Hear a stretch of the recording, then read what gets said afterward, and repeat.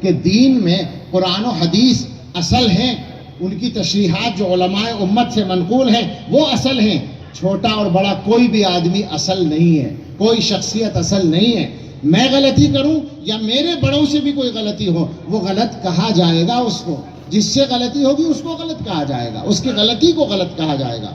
تو دارالعلوم دیوبند نے کچھ چیزوں کی نشاندہی کی. وہ ایک نیا مسئلہ پیدا ہوا، ان کو مانا نہیں گیا، مسئلہ باقی رہ گیا.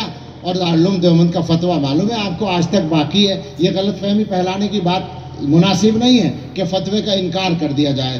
جو صحیح بات ہے اس کو صحیح کہا جائے گا، جو غلط بات ہے اس کو غلط کہا جائے گا. دارالعلوم دیوبند کے اندر جماعت کے کام پر اس وقت سے پابندی لگائی گئی، نہ ان کا کام نہ ان کا کام. اس کا فتوے سے تعلق نہیں ہے، اس کا جھگڑے سے تعلق ہے، اس کا انتظامی مسئلے سے تعلق ہے کہ جب دونوں گروپ کام کریں گے طلبہ میں تو لڑائی ہونے کا اندیشہ ہوگا. اس انتظامی مصلحت کے تحت اس کو بند کیا گیا. ابھی تک ہے نا اسی طرح سے باقی ہے. اور حضرت محتمیم صاحب نے جب اعلان کیا تھا بند کرنے کا، اسی وقت یہ کہا تھا کہ سوال یہ ہے کہ یہ کب تک بند رہے گا. جواب یہ ہے مصالحت ہونے تک بند رہے گا. کل کو مصالحت کر لیں، کل کو ختم ہو جائے گا ہمارا فیصلہ. تو دو باتیں الگ الگ ہیں.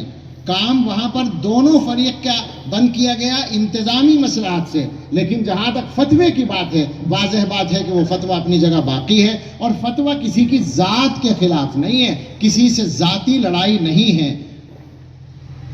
مسئلہ ہے اللہ کے دین کو صحیح شکل میں باقی رکھنے کا، علماء دیوبند کی فکر کو صحیح شکل میں باقی رکھنے کا. ہم اور آپ پابند ہیں اس بات کے کہ اللہ کے دین کی تشریح جو ہم تک پہنچی ہے، صحیح تشریح اس کو باقی رکھیں. اور آپ غور کریں کہ سارے اکابر سے الگ ہو کر، سارے اکابر امت کے طریقے سے الگ ہو کر کوئی آدمی صحیح رہ جائے، یہ ہو نہیں سکتا. آپ اس کو صفائی کے ساتھ سن لیں.